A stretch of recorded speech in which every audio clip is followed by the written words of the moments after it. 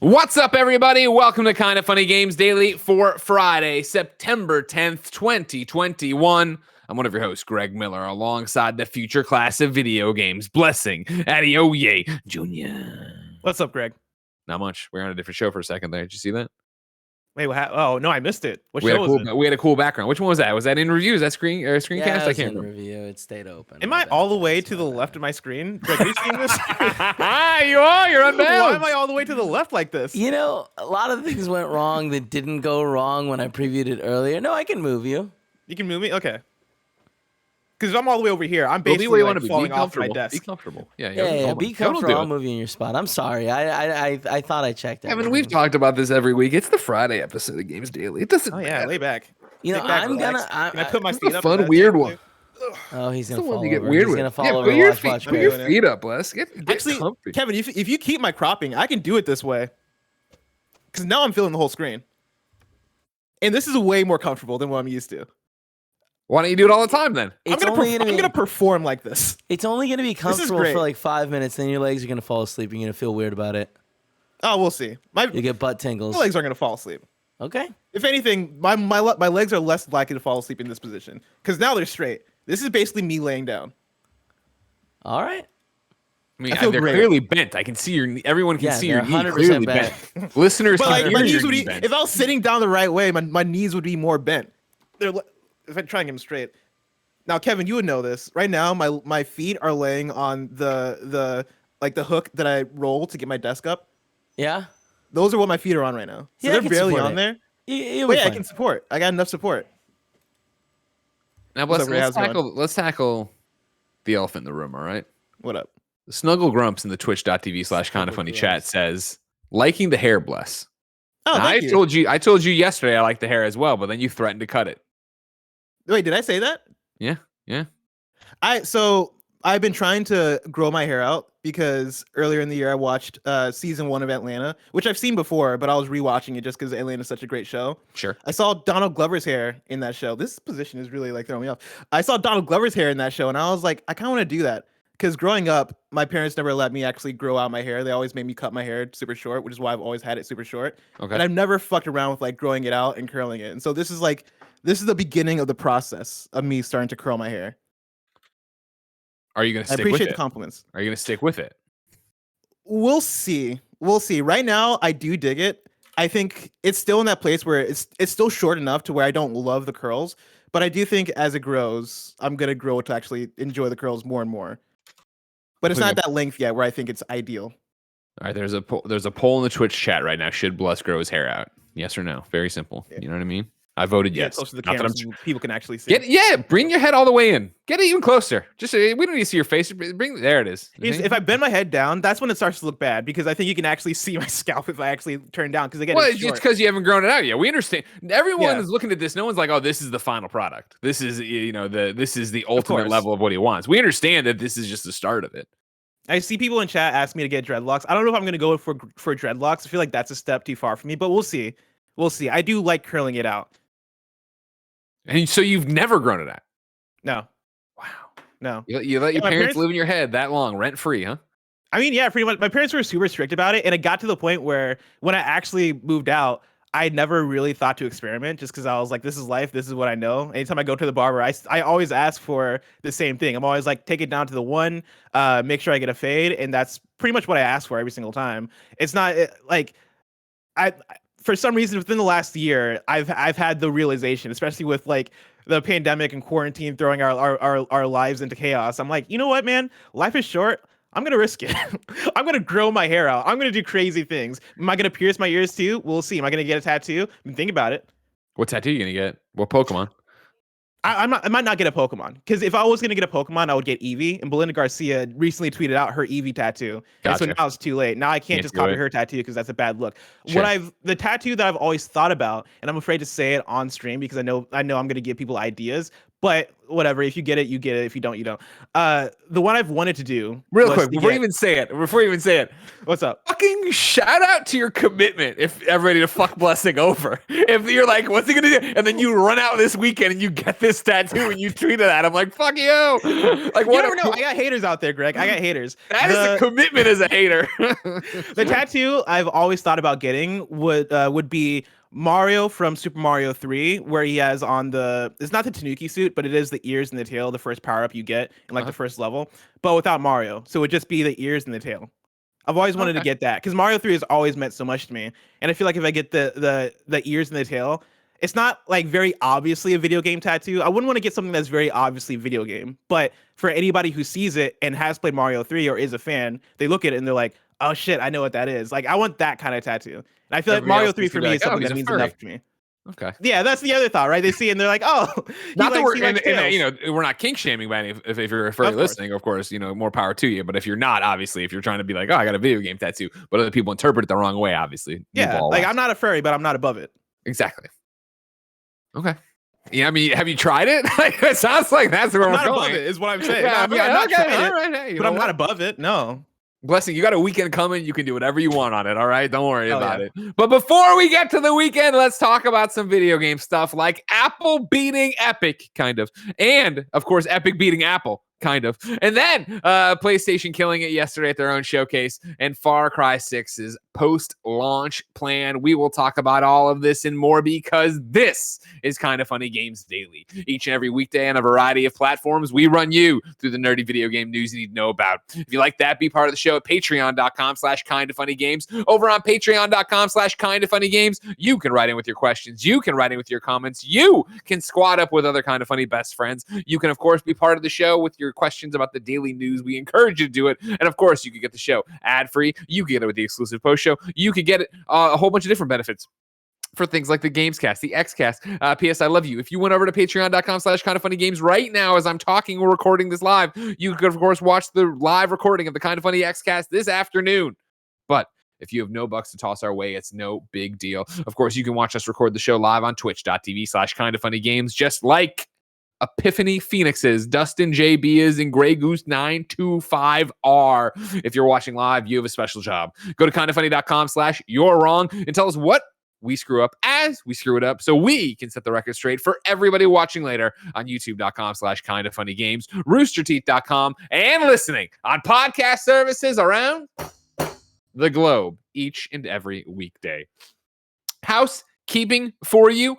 It is September on Twitch. Viewers across the platform throughout this month can take advantage, of 20% off subscriptions for the first time subscribers and gifted subs. Your support means the world to us here at Kind of Funny, and right now you can take advantage of this deal and receive benefits like ad-free viewing, sub emotes, and so much more. Yes, if you are watching live, you could subscribe. Remember, if you have Amazon Prime, you have Twitch Prime, which is now Prime Gaming. It gives you a free 30-day sub. So even if you're listening on a podcast service later, it would mean a lot if you linked up your Amazon Prime to your Prime Gaming and went to Kind of Funny Games. Remember, of course, they don't let it auto-renew. You have to do it every 30 days. Shout out to Nefarimu3426, who subscribed during this, has a 4-month streak. Congratulations. No, 4 months total, 2-month streak. Remember, some more housekeeping for you. There is a brand new, incredibly special, unrecorded, Kind of Funny Gamescast that's going to post on Monday. It's a review. You should be looking out for it. Nothing else I can say about it. Just Kind of Funny Gamescast. Out of the pocket, as they say, Bless. Not on its normal day, I know. Should people get any questions for that one, or should they? Maybe they can. That would be helpful. Have any questions? That would be helpful. It's all. There's a lot of games coming out in September. Maybe you can guess. I love it. I love so much being able to get listener mail in for shows, but then all these goddamn embargoes, and so then I gotta if they're. I should just say it again. Patreon.com/kindoffunnygames. You can write into any of the shows. Remember, most reviews go up on Gamescast. P.S. I love you. We get nerdy about the PlayStation games we've reviewed in the past. So if you could think right now about games that are coming out that haven't been reviewed that we would be hitting an embargo for at some point, go ahead. And again, don't even think about try to get. I mean, what if Far Cry 6? It ain't Far Cry 6, right? What are your Far Cry 6 questions? Eventually, we're going to review that. It'd be great if we had those. I digress. Okay, I digress. Thank you to our Patreon producers, the Kind of Funny Destiny 2 PC Clan and Blackjack. Today, we're brought to you by Honey, DraftKings, and American Giant. But we'll tell you about those later. For now, let's begin the show with what is and forever will be the Roper Report. Time for some news. We got 7 items on the rope report. Baker's dozen. This is a big one, bless.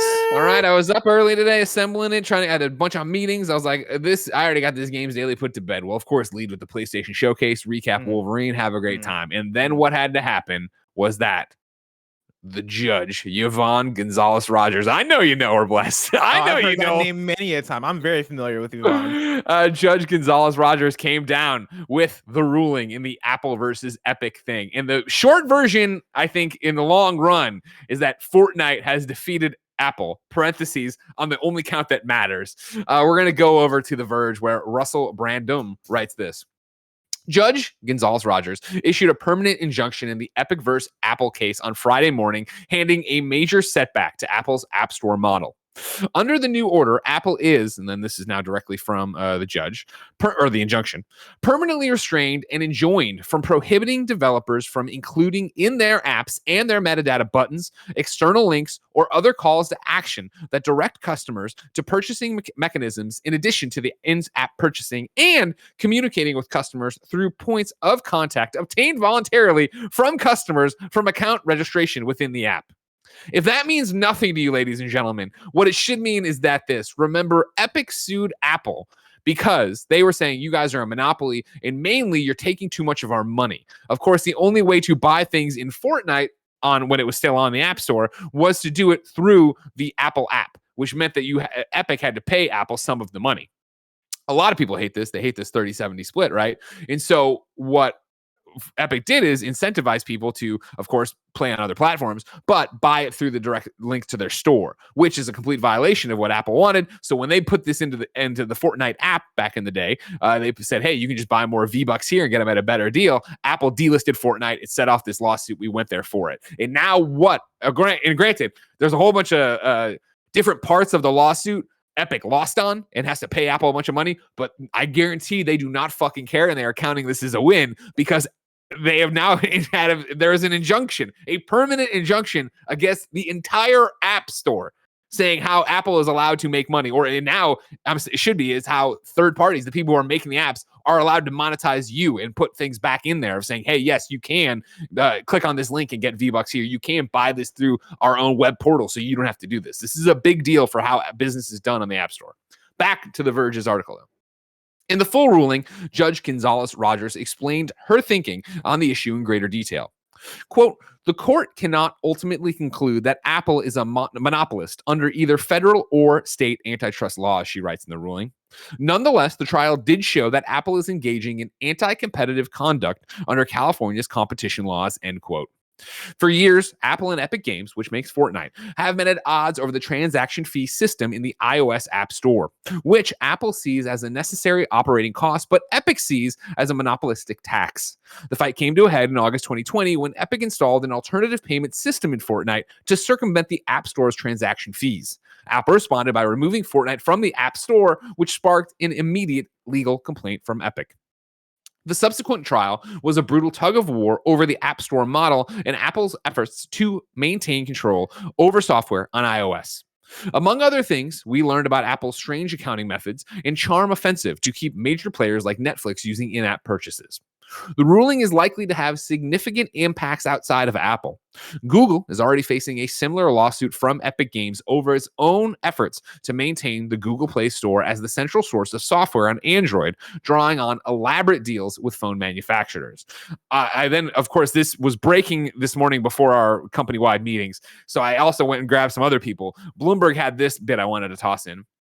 A federal judge granted an injunction sought by Epic Games Incorporated Friday, but also ordered the game maker to pay damages to Apple. The order will take a bite out of the profitability of the App Store. According to analysts, the App Store takes in more than $20 billion a year with a profit margin above 75%. So we're dealing with numbers so large, Blessing, you and I and our bank accounts can never understand them. But the long and short of it, Apple is going to make less money. And you knew this was a big deal when I was on Twitter looking at everybody's reactions to it. And I see the CNBC live talk as the stock price is dropping behind them. Yep. Not like radically. It's, It's like from $155 to 151 at the time of this thing was being recorded. Yeah, I think like when I saw it, it was like 2% or something like that. The stocks had dropped, which is pretty wild for Epic to have that kind of impact on a company like Apple, which is one of the biggest tech companies on the planet, right? Like this is one of those news stories where if you want to gauge how big this is for what we talk about on KFGD, just like go and look it up on Google in the news tab and see who's reporting about it. Because like you mentioned CNBC, when you click over, I see like New York Times and I see USA Today and a bunch of other companies that are way outside of what we're used to in terms of video games journalism, right? And our big companies talking about this huge thing that all kind of in a weird way stretches back to Fortnite and Fortnite's influence, which is crazy.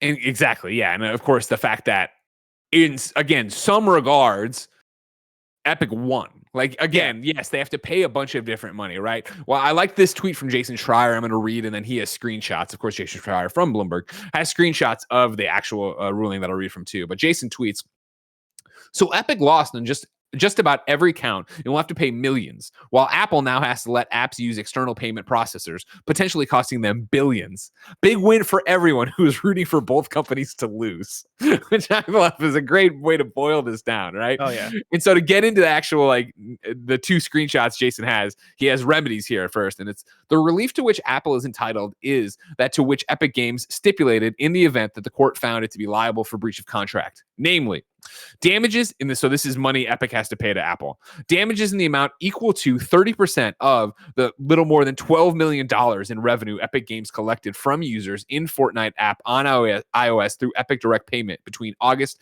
and October 2020, plus 30% of any such revenue Epic Games collected from November 1st, 2020 through the date of judgment. And a declaration that Apple's termination of the DPLA and the related agreements between Epic Games and Apple was valid, lawful, and enforceable, and Apple has the contractual right to terminate its DPLA with any or all of Epic Games' wholly owned subsidiaries, affiliates, and or other entities under Epic Games' control at the time of this. So that's the money, that's the thing, and that's where we're going, right? This is the conclusion that was penned, right? Conclusion. This trial highlighted that, quote, big tech encompasses many markets, including, as relevant here, the submarket for mobile gaming transactions. This lucrative $100 billion market has not been fully tapped and is ripe for economic exploitation. As a major player in the wider video game industry, Epic Games brought this lawsuit to challenge Apple's control over access to a considerable portion of this submarket for mobile gaming transactions. Ultimately, Epic Games overreached. As a consequence, the trial record was not as fulsome with respect to antitrust conduct in the relevant market as it could have been.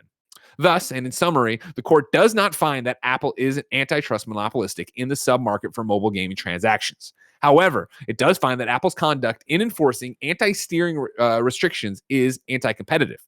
A remedy to eliminate these provisions is appropriate.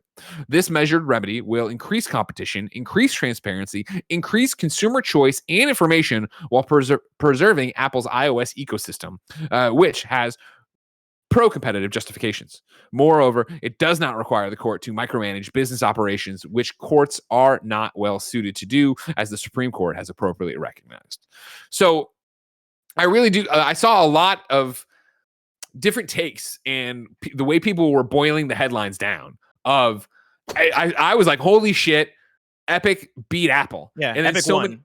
So many people were like, man, Apple beat Epic on all but one thing. But I'm like, but the one thing that they lost on is exactly what Epic wanted them to lose on.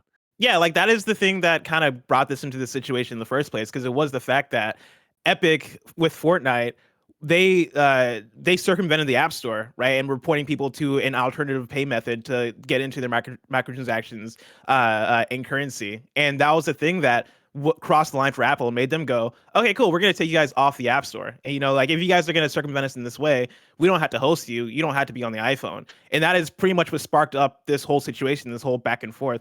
The hashtag free Fortnite stuff, this was basically the heart of it, right? The heart of it was Apple is functioning as a monopoly. Apple, if you want to be on Apple iPhones, you have to go through the App Store for any kind of purchase. And that was the core of Epic's problem. And that was the core of like what them and quite a few other developers were trying to fight for and trying to prevail in. And so in that core fight, they won. They might have to pay Apple $12 million. Which to Epic is nothing. Yeah, for them, right? They've already spent so much money on this issue, right? On these court cases, on trying to fight this fight that for them, $12 million to win this core issue is probably way worth it, and is going to have huge ramifications for the future of how Apple functions in the App Store and the profitability there. Like, of course, it's Apple, it's iPhone, so they're going to be fine in the long run. Like, this isn't going to topple a business by any means, but for Epic, this is a meaningful enough change to where for them, it's completely a win. Like, this is, I would say, yeah, for me, I would say this is a win. And again, like, I think the more wild thing for me with this is just the story of Fortnite and how that game went from something that, was announced years and years and years ago, disappeared, came back, failed, pivoted, got super successful, and it is now so successful that it has launched the Epic Game Store. It has brought Epic into another tier of like, hey, we are this business now, right? Like, we are Epic, of course, existed and was popular before Fortnite, but now Epic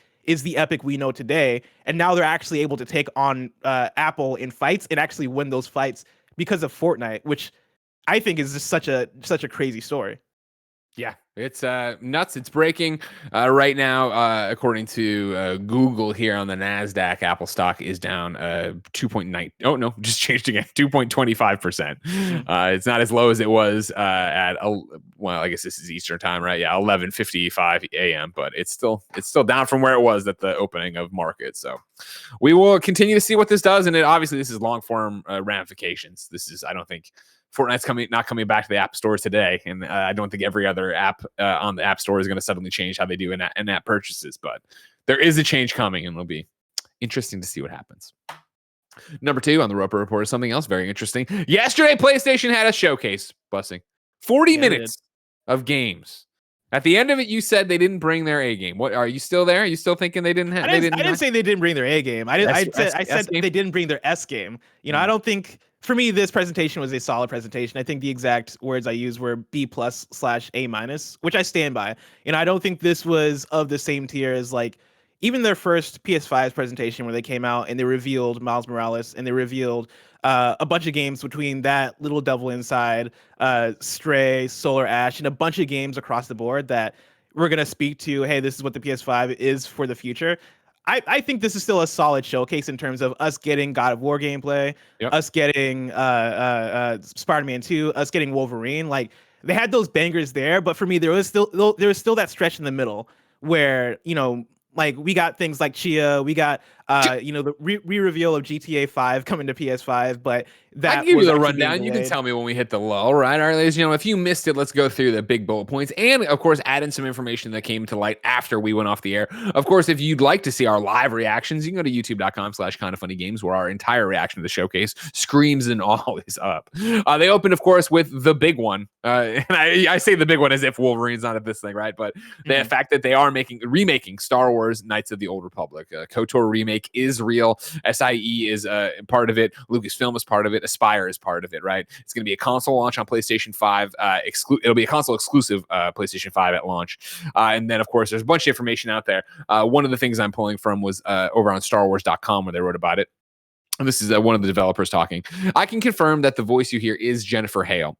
We all think the world of Jennifer. She is an amazing talent. Immediately slipped back into the role of Bastilia. It's been so long, I don't remember how to say this name, but I would say Bastilia. When she came to help us with the teaser trailer. I do think you're going to see some other familiar voices return, but that's probably as deep as we're going to go on that one right now.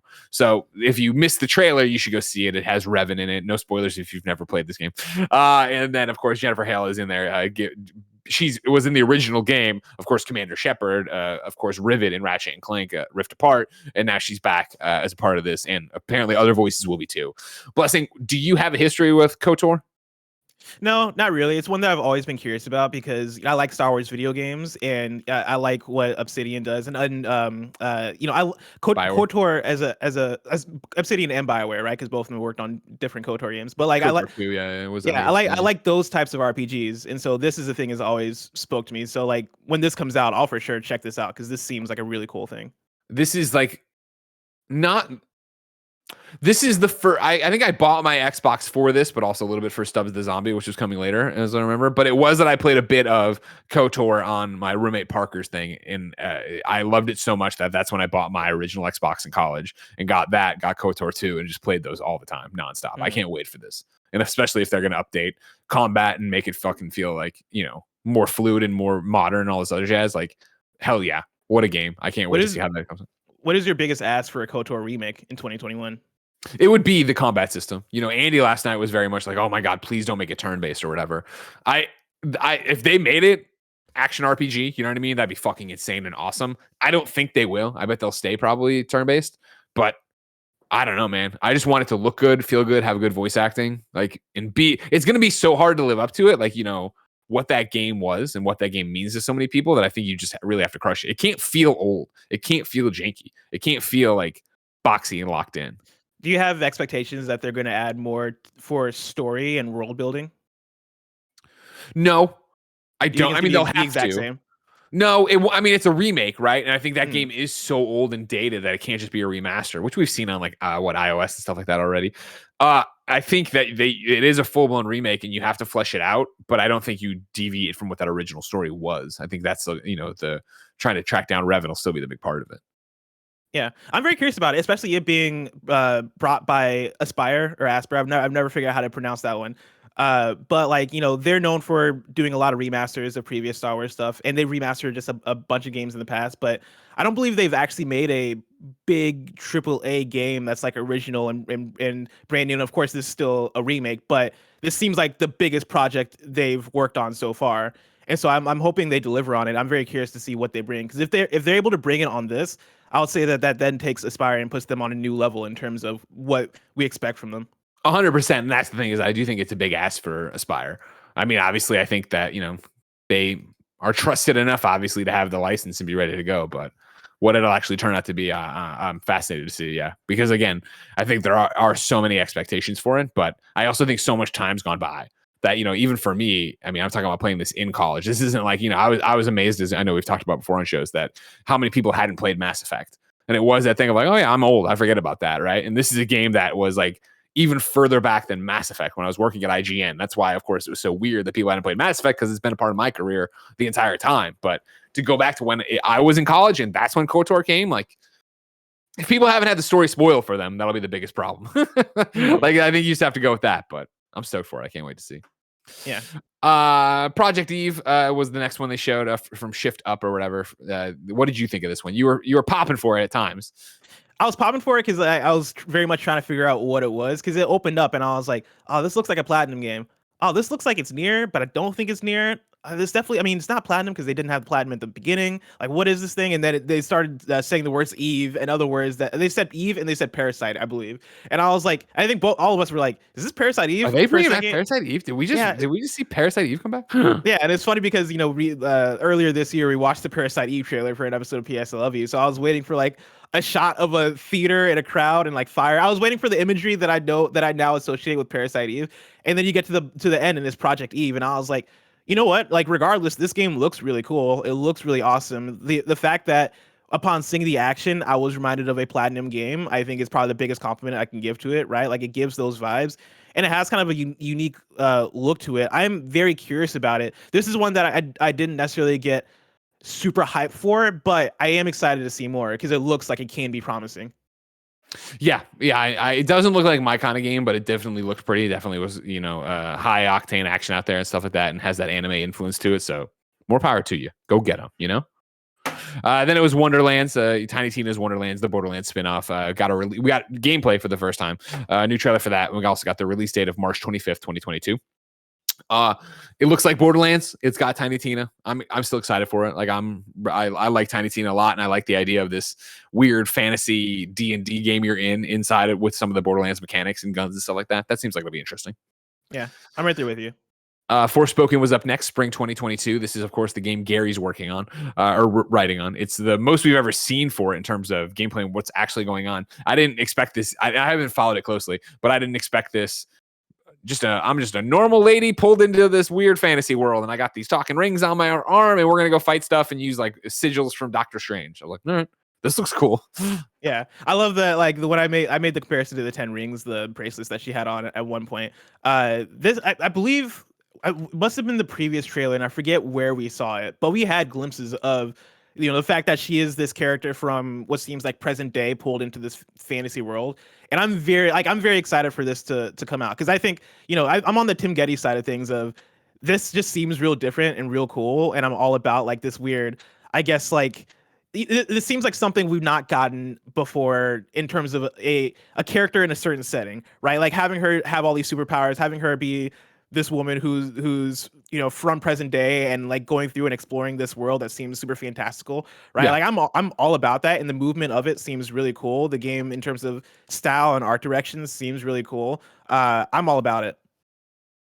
Yeah, I'm interested to see more of it and actually get to play. Of course, we all want to support our friend Gary Wood, of course, kind of funny host. Of course. And spring 2022 is really soon. Like spring is popping. Dude, spring, like, well, how many things are actually going to be there? That's a different conversation. You know what I mean? Yeah. How many things actually make spring 2022? But a lot of people are planting their flags, including Rainbow Six Extraction, which we got a new trailer for. Also showed the January date again, I guess, which I think we already knew that. Didn't we already know January? I believe we already knew. Yeah.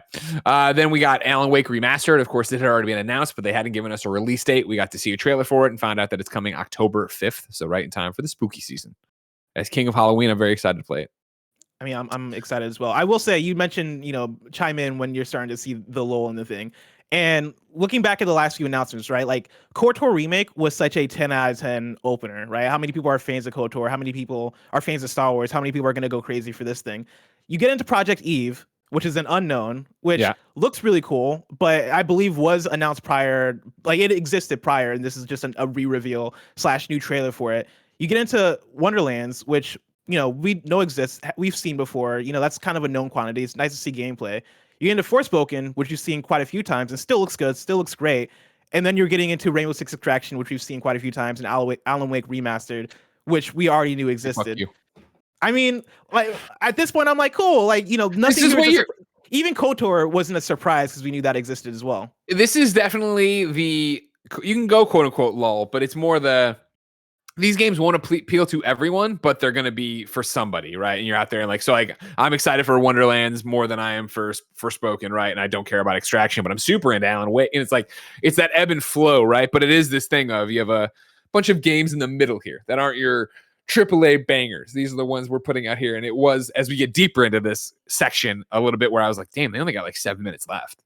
Are they actually going to be able to make this into a banger, or is this going to be one everybody's disappointed? Because it was, if you weren't paying attention or missed it yesterday live, right before this goes live, everybody on Twitter, like Jason Schreier is like, oh, this is going to have some stuff everybody's been asking me for. And like people are like, getting like the hype was starting to build into this was going to be more than just a PlayStation what do they call them? State of play. More than a PlayStation state of play. This was going to be a certified banger. And so I was like, all right, is it actually going to be? We don't know. Yeah. And Kebabs in chat in all caps says, did we know KOTOR remake existed? 100% we knew, right? Imran Khan told you. It's been rumored forever. Imran Khan told you, I believe, on this show that like, oh man, Aspire could be working on a KOTOR remake, right? Like every single thing that's been announced so far has been a known quantity to some extent. And as we get into the next few announcements, that continues. And it is the thing that was the build until we got to about Uncharted 4 and Lost Legacy coming to PS5 and PC, which is exciting. But for me, the bangers of the showcase were starting off with KOTOR and then the last three, which I'll let you continue to recap. Well, to the end, yeah. At the end is when Herman Hulst showed up, right, from PlayStation Studios. And that's when it was like, all right, here we go. Yeah. This is going to be the first party. This is Worldwide Studios, or what you said. I said it somewhat jokingly during the actual live reaction, but now I would reinforce the fact that felt like him switching to, all right, that was the pre-show, now here's the actual show, and it is the three bangers that we got, which is fair, and I think that is them putting PlayStation Studios as this prestige. Hey, like, we are PlayStation Studios, we are the guys that bring the bangers, right? Like everything else is not PlayStation Studios. Those are your appetizers, those are your desserts, like, those are your sides. These are the main courses, what we're bringing to the table, like what Insomniac has to say. These are the main courses, which is fair, and of course Insomniac is Insomniac, so I get that method of thinking. But when I take this and I compare it to the original PS5 presentation, which I mentioned earlier, we got games like Little Devil Inside, we got Returnal, we got Miles Morales, we got Ratchet and Clank Rift Apart, we got Goodbye Volcano High, along with like a bunch of indies that looked really cool and looked really promising. Recompile, we got like that first presentation compared to this presentation, I would say was leaps and bounds ahead of this one. But I would say that if for some people, they would say this presentation has higher highs, and I get that. I think God of War plus Wolverine plus Spider-Man 2 are We're for not sure even there yet. the highest of highs we can get to. But The get there, highest Greg. of highs comes next when they put up Grand Theft Auto 5 again, showing you We more got of Bucks Grand Theft. next at that last presentation. That's all They I'm saying. fucking show you Grand Theft Auto 5 here and delay it. March 2022 is when Grand Theft Auto 5 is now coming out. From the press release, there's a read that goes like this: Grand Theft Auto 5 and Grand Theft Auto Online will now arrive on PlayStation 5 and Xbox Series X/X March 2022, featuring a range of technical and graphical improvements across the entire experience, including performance enhancements for select vehicles on GTA Online and much more. And to get you ready for launch, new and existing PlayStation Plus members can still take advantage of the additional bonuses, including 1 million GTA bucks every month for the PlayStation 4 version of GTA Online until the game launches on PlayStation 5 in March 2022. Players can claim their GTA $1 million each month on the PlayStation Store. In addition, the new standalone version of GTA Online will be available to claim for free on PlayStation 5 for the first 3 months after launch in March 2022. Blessing number one, have you been good about collecting your $1 million from GTA every month? I have been. Well, not every month. Some months I do forget just because it's hard to like keep GTA Online on the mind at all times. But I have been collecting that $1 million, and it has been a sweet deal. Like that is the one thing that them delaying it to March makes it kind of fine for me, is the fact that cool, what, you're delaying it 6 months? That's $6 million more for me. Cool. You know, I'm down with it. What do you feel about the March 2022 delay? It baffles me a little bit because you know, like making video games are hard. I'm sure pandemic has affected every single studio, including Rockstar, with this remaster.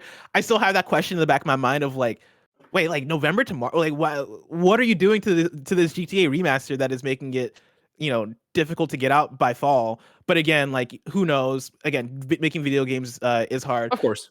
Early next year is now like super packed, and them putting a March date on this is making it maybe even less likely that I'll spend too much time in this. You know, I love GTA and GTA Online. I jump into with new events that seem cool to me, right? Like last month, I talked all about the Los Santos Tuners event, which was basically Fast and Furious shoved into GTA Online, which I was all about. But you know, it's a game that I'll jump into for a few weeks and then pop out of and come back whenever there's a big thing happening. And for me, like a GTA 5 remaster on PS5 could count as like a, hey, this is a reason to jump back in. But if there's not anything, I guess, too interesting alongside it in terms of an event or in terms of a cool story or a cool piece of DLC, then we'll see how long I spend with it.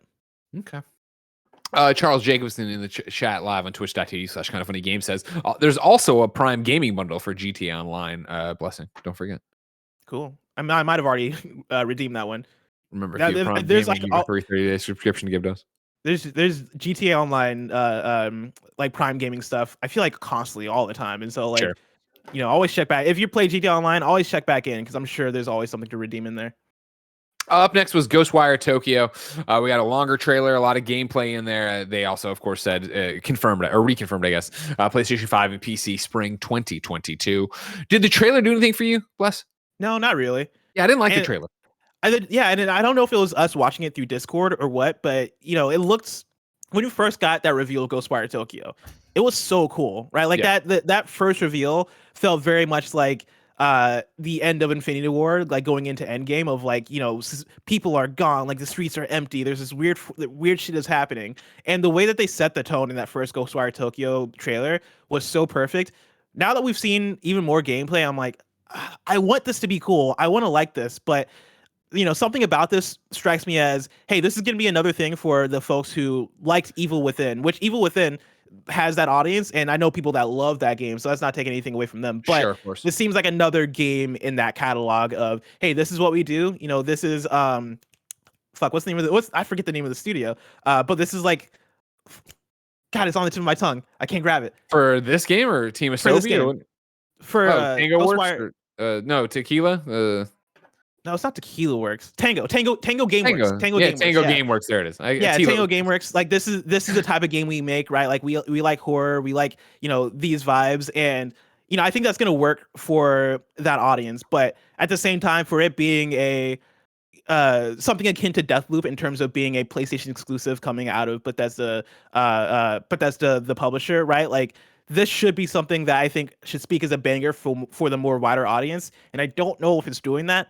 That said, I'm sure people are going to play it and are going to enjoy it for what it is.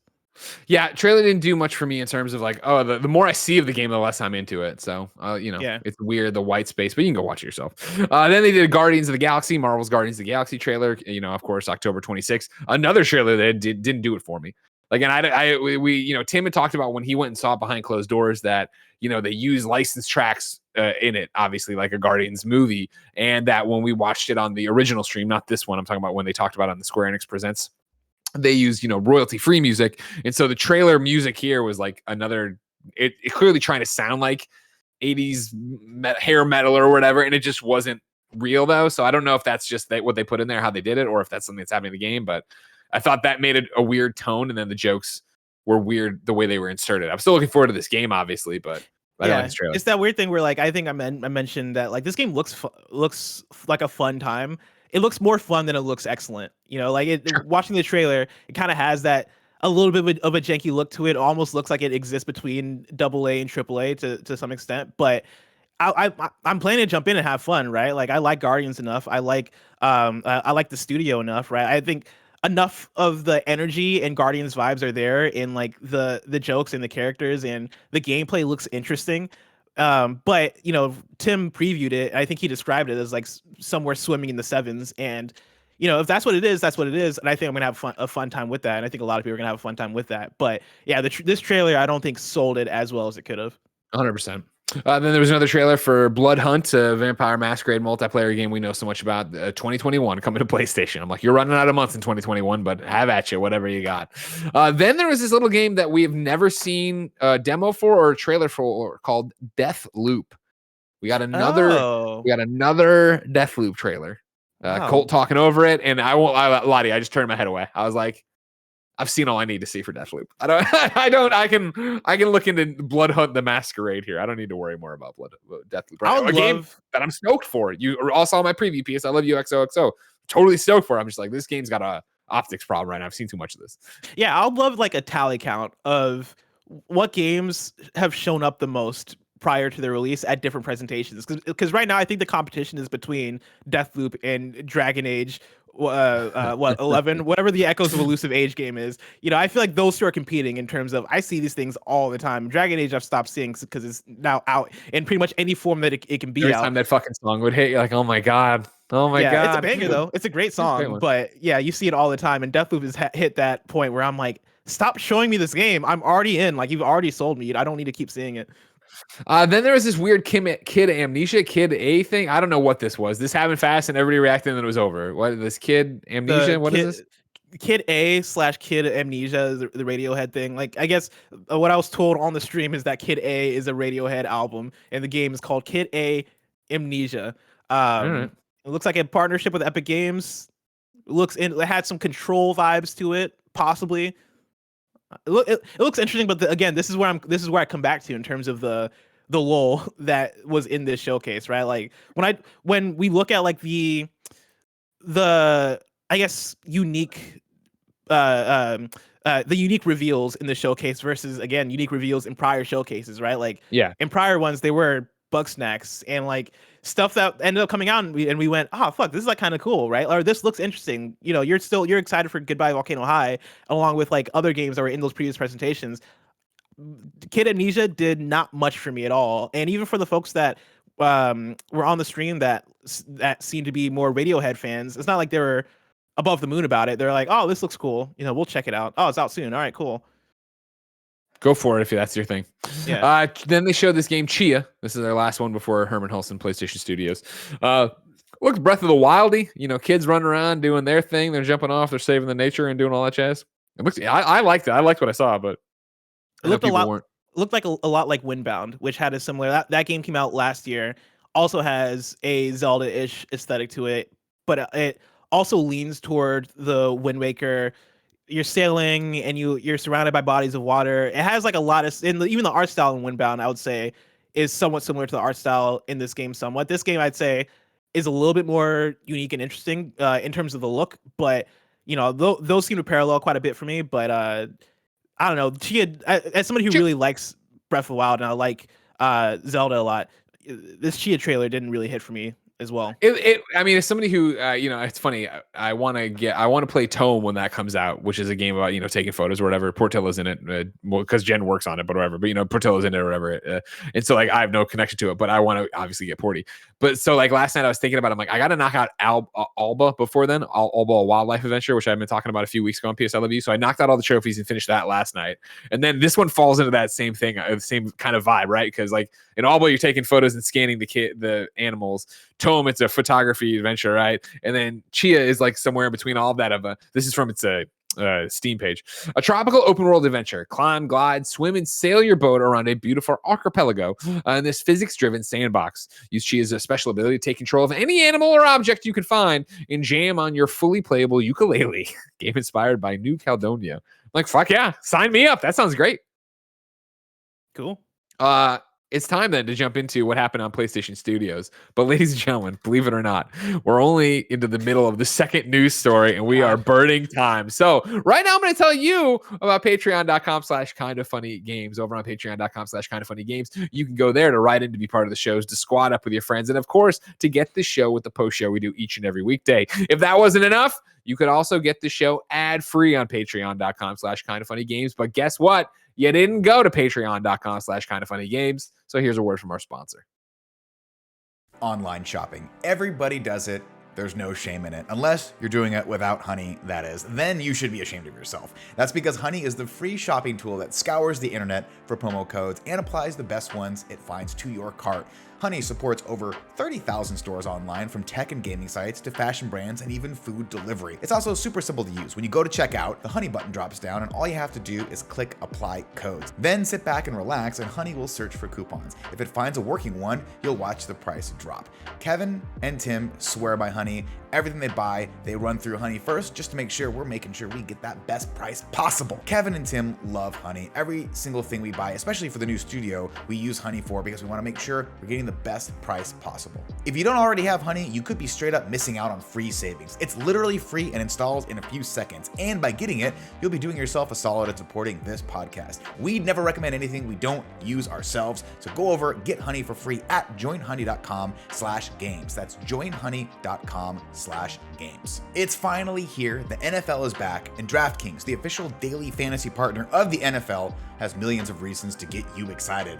Literally millions, because to kick off the football season, DraftKings is giving new customers a free shot at a $1 million top prize, with a total of $4 million up for grabs for Thursday's opener. Getting in on Thursday night's single game showdown is easy. Draft 6 players from the season opener, stay under the salary cap, and see how your team stacks up against the competition. Download the DraftKings app now and use code KFGD. This week, new customers can get a free shot at the $1 million top prize and $4 million in total prizes. Enter code KFGD to get a free shot at the $1 million top prize with your first deposit. That's code KFGD only at DraftKings, the official daily fantasy partner of the NFL. Minimum $5 deposit required. Eligibility restrictions apply. See DraftKings.com for details.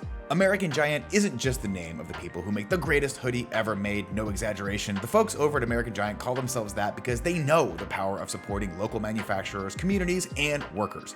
That's why they produce everything in America, with the added bonus of getting to obsess over every single detail of their clothing at every step. And let me tell you, those two things close to home for me. I love great quality, I love made in America, and I love when people obsess over details. American Giant began with the belief that local makes better. Every detail matters, and the clothes you wear every day should be beautiful and durable. But they didn't stop there. After their first best-selling hoodie, they expanded well beyond it, continuing to revolutionize your everyday wardrobe and leaving things better than they were before. Explore American Giant's collection of durable essentials at americangiant.com. And you get 20% off when you use code KFGD at checkout. That's 20% off at american-giant.com.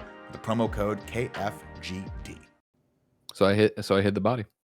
And we're back right now, ladies and gentlemen. Let's talk about what happened when PlayStation Studios took the stage at PlayStation Showcase yesterday.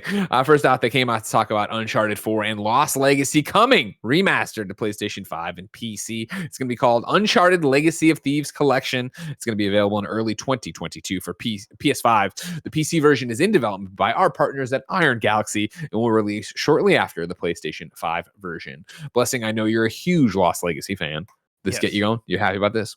I love this. I mean, I'm probably not going to replay these right when they come out. You know, maybe later down the line, if I have the craving for more Uncharted, I'll go back to this because this sounds awesome, and I'd love to see how Uncharted looks on the PS5 and on PC. Right, like with those graphics knobs turned all the way up. That sounds like a really fun time. But it's cool, especially for people who may have not experienced Uncharted 4 and Lost Legacy.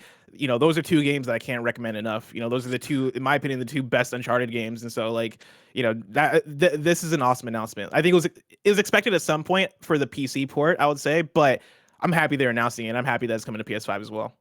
Do you think that the fidelity of the PlayStation 5, the DualSense haptic feedback and adaptive triggers, will that be enough to make Janet Garcia like these games? No. No, I've given up hope. You know, some games are not for some people, and sometimes you just gotta accept that. Sometimes you gotta accept that. Hey, you know, not everybody's gonna appreciate climbing and, like, you know, cool, great story, really great destruction. story, a fun adventure, a diverse love story cast. between Elena and Nathan solely being Sully. Not everybody's gonna appreciate that, and you just gotta respect that. Sure, yeah, you know what I mean. A lot of people want a cheeseburger where they're gonna have a steak. I understand. I am excited not excited. I am surprised because on PS Love You this last week we went through our predictions, and one of the things that I brought up was, will we see anything Naughty Dog? And, you know, I think for me, I said we'll see a glimpse of something Naughty Dog. I think Janet either said we'll see a full look or we'll not see anything at all. I forget which. But when I said glimpse, you know, I was talking about The Last of Us 2 director's cut. That was my prediction. I'm surprised that wasn't here. Real quick before we move on, in the chat, Many-Faced Steph says, okay story with okay characters and bad gameplay. So Many-Faced Steph is getting timed out to think about what they've said. All right, that's how we're gonna rule it today. We're not a part of this. All right. Then, and I mean, this is a showcase starting with KOTOR, a remake of KOTOR. Then came the biggest announcement of the day, ladies and gentlemen, the most unexpected announcement of the day.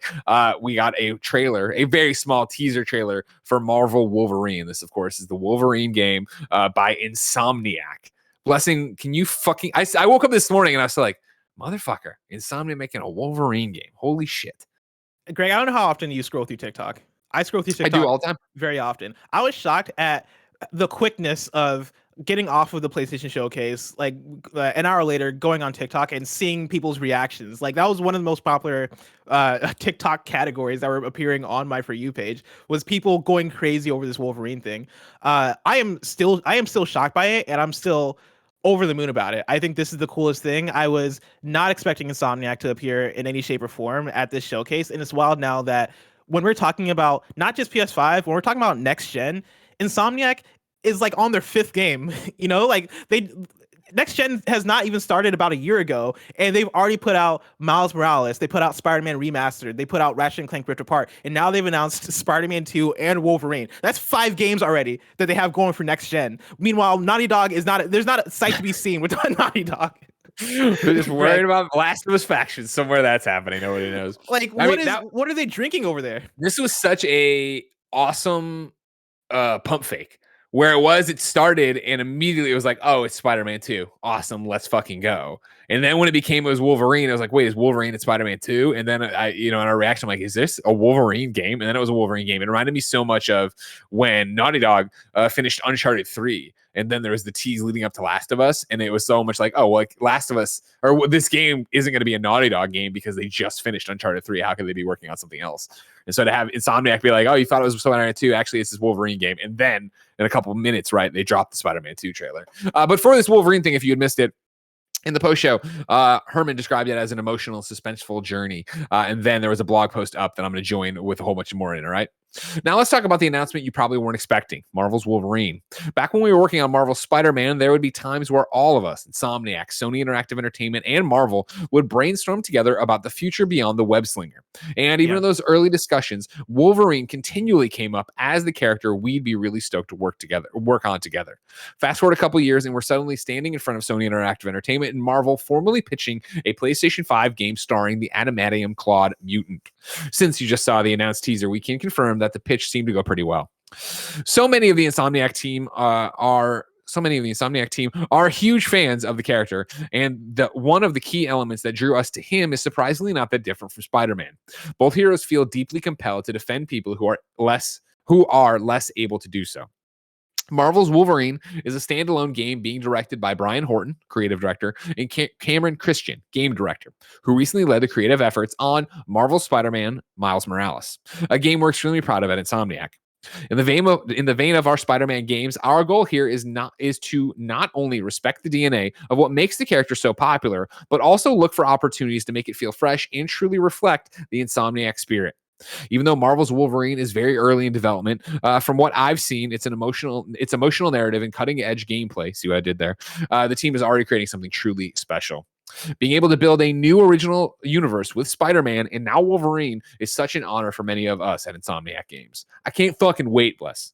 Dude, I can't. I'm perplexed, right? Like I'm stunned. I'm shocked the fact that they're working on a Wolverine game, because I think when we talk about Insomniac as a studio, like they've proven that they're really good at making these types of action games. When you look at Spider-Man, we look at Ratchet and Clank, but both those games are very mobile. They're very gadget heavy. You're equipping different guns and weapons, and there's a lot of like stuff that you're throwing around, a lot of stuff that you're shooting, right? Like Spider-Man has way more beat 'em up melee action than Ratchet, but even still, so much of like half of what you're doing in Spider-Man is like throwing shit out at enemies and making that go. Wolverine is going to be such a fresh game for them, because you can't really do that as much with Wolverine, right? Like Wolverine's pretty much his claws. And so for Insomniac, right? yeah, it's like he's up close and personal. And so for Insomniac, what does that mean for their gameplay? How do they have to adapt to it? Wolverine, I guess Wolverine is a fairly mobile character, but I don't see him as mobile as even a Spider-Man. And so like, how do you make that translate? What abilities do you give Wolverine? Do you give him like a power-up ability where he's super strong for 30 seconds? Berserker attack. Do you give him the Berserker Barrage? Like, do you give him like all the Marvel vs. Capcom abilities that he has in those games? I'm super excited to see what this looks like. You imagine this is a way more of a linear game as well, rather than the way they keep talking about emotional and suspenseful journey, right? Emotional narrative and cutting edge gameplay. And this isn't me saying, obviously, Brian and Cameron couldn't do a bigger thing, but coming off something that was a more contained experience of Miles Morales, I think, yeah, you're going to get a more linear Wolverine thing. And I can see traversal, he's going to have the lunge, if you remember from like X-Men Origins Wolverine, which terrible movie, great game. Not great game, but great mechanically game. Like the lunge to close distance. I could see, run, and then have like jumps and double jumps and claw into walls and push off of that way and kind of like launch yourself. God, it's going to be so good. Can't fucking wait. Next up was GTA. And when will we see this? Not for a long time, right? Because, of course, as I'm about to tell you, Spider-Man 2 shows up and it gets a 2023 release date. This one, they talk about it being very early in development. So I think you're going to see it after Spider-Man 2, but we'll talk about that in a second. Gran Turismo 7 was next. March 4th was the release date. It wasn't confirmed during the showcase. It was one of those they confirmed after I think they said March in the actual interview afterwards. And then on the blog, they said March 4th, but I might be switching those up, but whatever. Gran Turismo, March, go get it. Then it was the Spider-Man 2 trailer dropping. It shows, if you haven't watched it, 2023 for the release date. It's Spider-Man and Miles beating up on a whole bunch of people, and then what sounds like Kraven talking about wanting to hunt, and then being like, "Will you help me?" Yes, we will. And it's fucking Venom's face, and it's fucking awesome, Blessing. Fucking awesome. I mean, I've mentioned now that I don't think this is an S tier PlayStation showcase. This was an S tier Insomniac showcase by far. Yes. I can't believe Insomniac is as just good as they are. Like I've mentioned my critiques with Miles Morales and my critiques with Ratchet and Clank Rift Apart. Those are still two very excellent games to me, despite the qualms I have with them. Yeah. The fact that they're able to deliver even on that quality with this amount of consistency is mind-blowing. Like, it's mind-blowing to me. And so, like, again, S-tier level of presentation from Insomniac. From their blog post about Spider-Man 2, it reads, much of the development team that brought you Marvel's Spider-Man is returning to produce Marvel's Spider-Man 2, including Brian Intihar, creative director, and Ryan Smith, game director. Today's game footage trailer is merely just a glimpse of what's in store in terms of the new abilities our heroes will acquire, suits they will wear, parentheses, more on that some other time, and the villains that will try to hunt them down. See what they're doing there? And speaking of villains, did you catch that final line at the end of the trailer? We're so happy to announce that Tony Todd of Candyman fame will be voicing the symbiote-fueled Venom in Marvel Spider-Man 2. We're also excited to welcome back Yuri and Najee, right? Who will reprise their roles as Peter and Miles, respectively. In the chat, F. Rodriguez Film said Spider-Man 2 co-op. The blog post itself did confirm as well that this is a single-player game, so don't worry about that. Symbiote, Greg. I'm not doing it! Symbiote! Get out of here. Get a co-op Spider-Man game, because I was really hoping that that's what this was. I'm fine with Marvel it being Future Fight. You could be playing with me right now.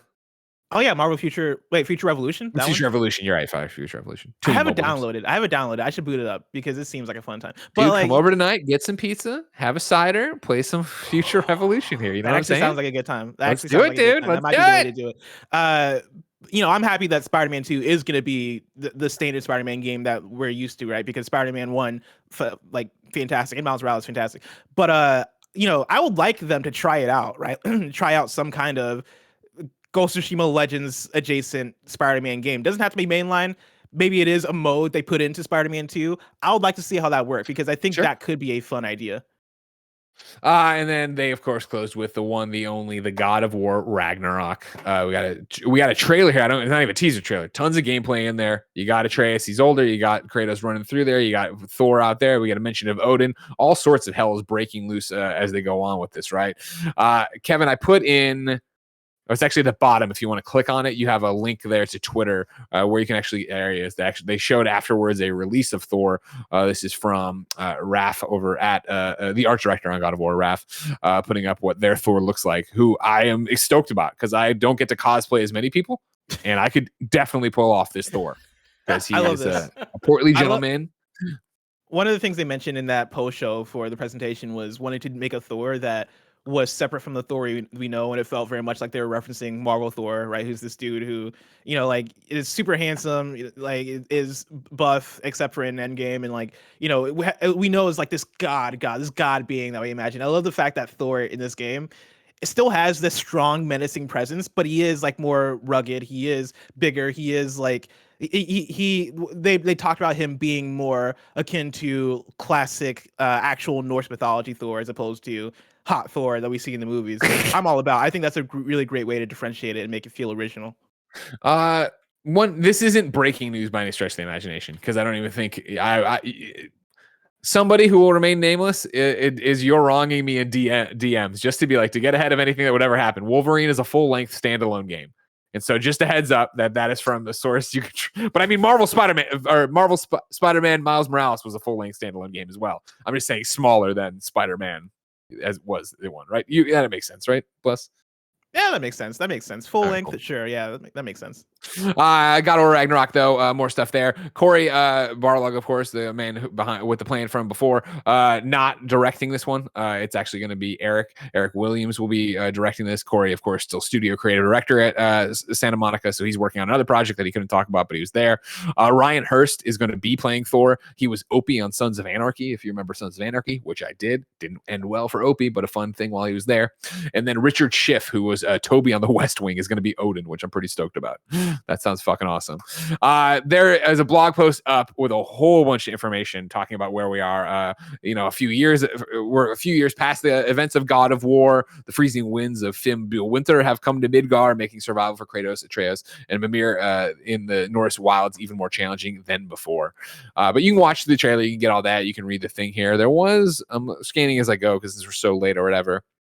They talk about the fact that you're going to be able to go to all 9 realms this time. Last time around, we could not do that. Yeah, exactly. Right. So that's super exciting that you get to go there and get into that. But there's actually a lot of information in the blog post if you wanted to go get there. But like I said, they're still saying 2022 release of God of War Ragnarok on PlayStation 4 and PlayStation 5.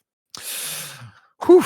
That was number 2, and we are 3 minutes past overtime. You know what I mean? 5 more stories. It's that thing where we didn't do like the full blown wrap up yesterday. We just got to react, so I wanted to do it here. And then I didn't expect Fortnite to happen, so I expect this to be the news story. And then all hell broke loose, right? So let me give you a few quick headlines before I get you out of here. All right, we have to go into all of them.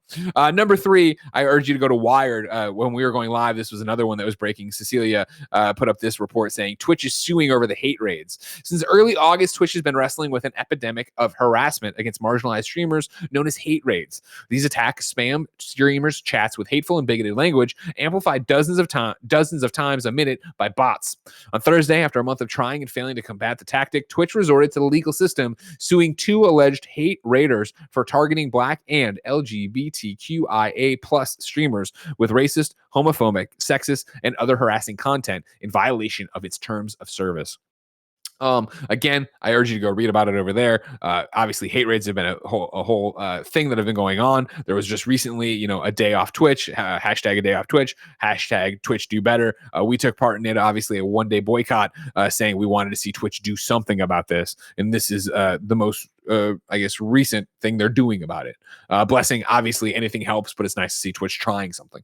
Yeah, I think this is a really good move because this is going to scare so many people that are taking part in this, right? Like, I Twitch earlier in August put out a tweet of like, we see the hate rates happening, we're working on it, and after that it was pretty much silence. And weeks after that, I was like, when I was streaming, I was getting hate rated like multiple times in 1 week in a way where I was like, it very much feels like nothing is happening. It is very discouraging to try and stream during this time and not have any glimpse of what the fix is in the future. And so the fact that they're not coming out and like, this is happening and they're going after people who are doing it, like any step toward a solution is great, but I think this is a wonderful step because this is going to very much discourage people to go about this behavior. And I think that is very necessary, right? That is how you put an end to something like this.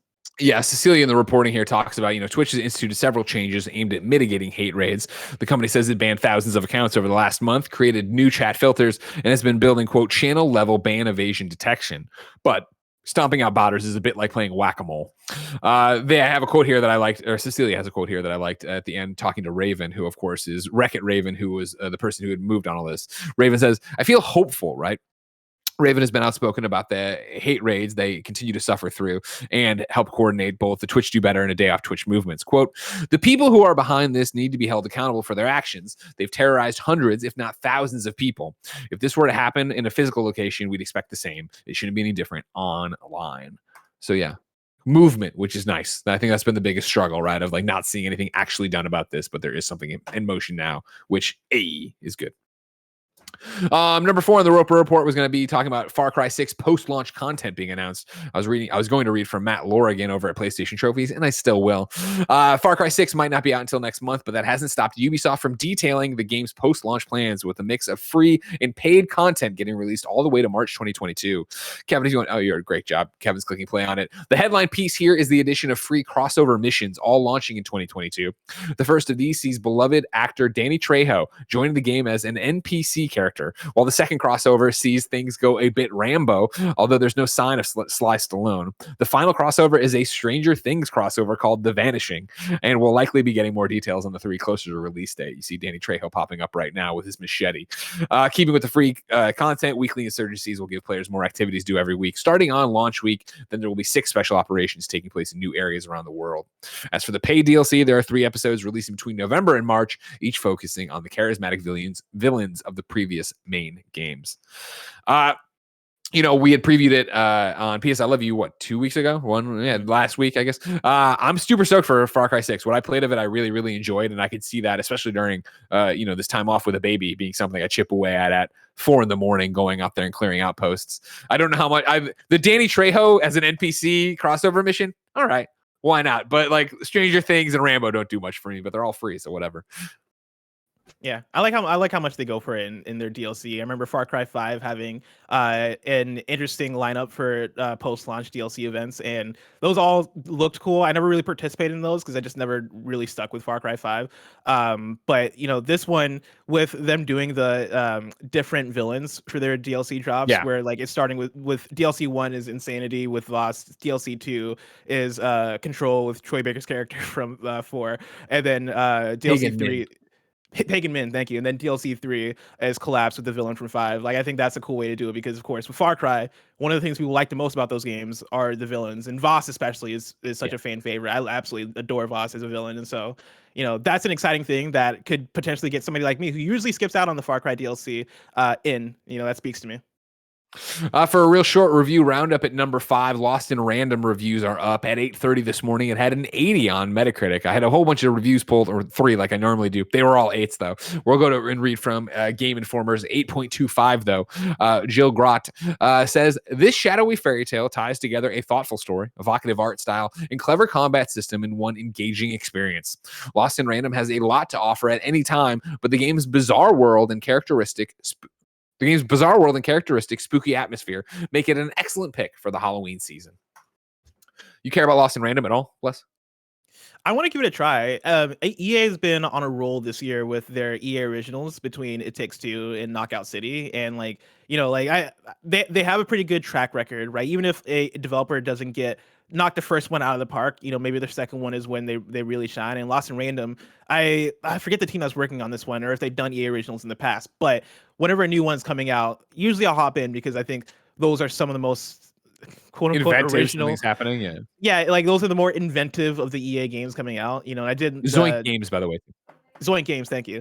I recently put up the Blessing Show about bring back EA Sports Big, and a big argument I made in that video that everybody should go check out on YouTube.com. It's kind of funny games. Yeah. Is that EA Originals does a lot of what I'd want to see from an EA Sports big game, right? Like Knockout City has that unique interesting energy to it, right? Like there's enough support behind it, there's enough budget behind it as well to make it this cool fun thing that it's fun to hop into and is different from what you'd expect from an EA. Even It Takes Two has just a unique fun energy with a lot of push and budget behind it, but is way different from you get from EA and other AAA developers as well, or publishers as well. And so Lost in Random I want to check out as part of that, but I kind of have like middle expectations for it, where I'm not jumping into it with huge anticipation, but I'm curious about it. I want to check it out. I'm hoping that it wows me. Yeah, I like to see them be creative, but like the gameplay and the deck stuff didn't speak to me when I had seen it back in the day. So we shall see. And then final on the Roper Report number 6, Epic is dropping Houseparty. This is Danielle Partis over at GamesIndustry.biz. Epic Games has announced that video chatting app Houseparty will be closing down next month. The app was pulled from storefronts yesterday, but will continue to function for existing users until October. Since joining Epic, the Houseparty team's social vision and core technology have already contributed to new features used by hundreds of millions of people in Fortnite and by developers around the world, Houseparty said via a blog post. As a result, we can't give the app or our community the attention it deserves. Following the shutdown, the Houseparty team is now working on, quote, new ways to have meaningful and authentic social interactions at a metaverse scale across the Epic Games family, end quote.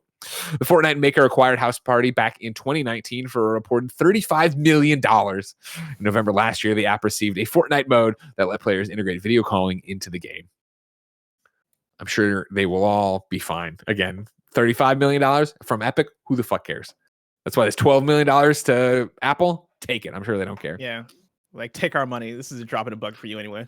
Blessing, I'm excited to see what Houseparty's tech will be put into over at Epic, but that's still so far away. If I wanted to see something more immediate, say what came to the Mom and Grab shops, where would I go? You would go to the official list of upcoming software across each and every platform, as listed by the Kind of Funny Games Daily Show hosts each and every weekday.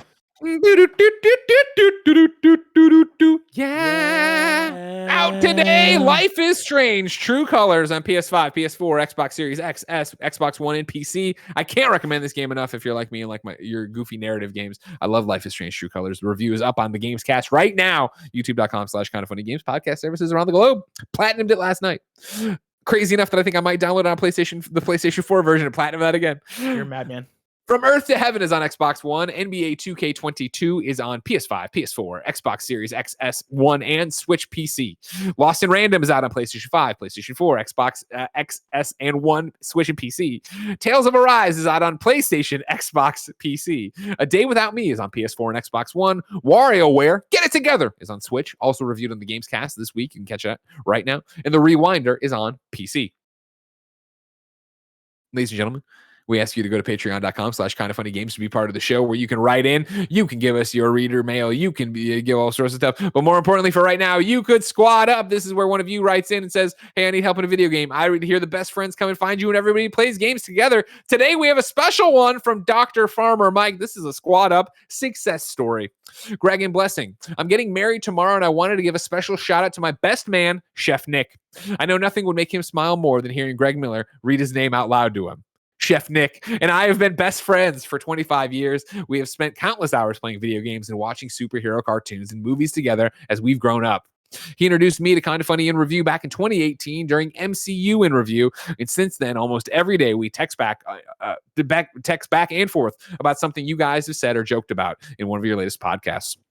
I want to thank you, the Kind of Funny crew, for giving us one more thing to laugh about every day as we continue to grow older together.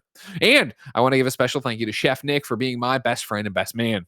Here's to the next hundreds of hours we'll spend watching MCU content, catching dubs in Warzone, and having our wives tell us, quote, it's time to go to bed while we laugh at each other over our mics about something that happened on Kinda Funny. Thank you for being awesome, Dr. Farmer Mike. Congratulations on the marriage. Yeah, marriage tomorrow, Dr. Farmer Mike. Have a great time. Try to remember everything. Try to sit there and take it all in. It's hard. It goes fast. And Chef Nick, get wasted. And then just get up there and give the best man speech of all time and quote us. Not in that order. Maybe give the speech first and then get wasted. Have you ever seen a bad best man speech? Have you ever seen a bad best man speech? No, have you? Oh, yeah. It's painful. Yeah, it is bad. I remember when we were getting ready for it, and our friend was just like, I'm just going to go up there and wing it. And I was like, oh, no, dude. Like, you're not like a podcaster. You're a normal person. Like, don't do that. You can't do that. And he did, and he bombed hard. Ladies and gentlemen, we have gone super late. So let me tell you, this is the end of the Kinda Funny Games Daily, and we won't be back tomorrow because it's the weekend. Of course, we ask you watching live on twitch.tv/kindafunnygames to go to kindafunny.com/you're wrong and tell us what we got wrong. Sad Ghost Boy wrote in and said, not really a you're wrong, but more of an explanation. Kid Amnesia is actually Kid Amnesia Exhibition, and IGN describes it as an upside-down digital analog universe created from an original artwork and recordings to commemorate 21 years of Radiohead's Kid A and Amnesiac. Go get them, Radiohead fans. PlayStation Showcase. Go get them, everybody. You know they do the showcase once a year. Why was that there? It sounds cool, but like, come on, bro. Like I said, we won't be back because this is an every weekday show. So let me talk about next week and who will be hosting. On Monday, you're going to have Blessing and Tim. On Tuesday, it'll be me and Gary. On Wednesday, it'll be Blessing and Andy. On 16th of Thursday, it will be a Tim Tam Thursday. And then Blessing and I are back to close out your week. Of course, our show's not stopping. We, Blessing and I, are going to go to patreon.com/kindafunnygames, record a post show. You can catch it over there. Of course, like I said, we're recording a Gamescast 2 today that'll be going up on Monday. That's a review you should care about. And then if that wasn't enough, if you're watching live on twitch.tv/kindafunnygames right now, Snowbike Mike and Tim motherfucking Geddes are going to do the Artful Escape after this. Tim's game of the year, again, something he reviewed on Gamescast this very week. A really big Gamescast, really big show. So you have something to hang out and watch on Twitch. If you're watching later, but you want to see gameplay of the Artful Escape and see why Tim loves it so much, you can go to youtube.com/kindafunnyplays later. No matter what you do, no matter where you get the show, no matter what you do and have fun, we love you. Thank you for your support. We love making these shows for you and having a good time with our friends. Blessing. You're a Georgia peach, and I love hanging out with you. Oh, thank you. No problem. Don't cut your hair, all right? Let it grow. I'll let it looking great. It's looking great. Thank you, Barrett. See, if Barrett says it's cool, you know it's cool. All right, we're going to go do the post show on patreon.com/kindafunnygames. But until next time, it's been our pleasure to serve you.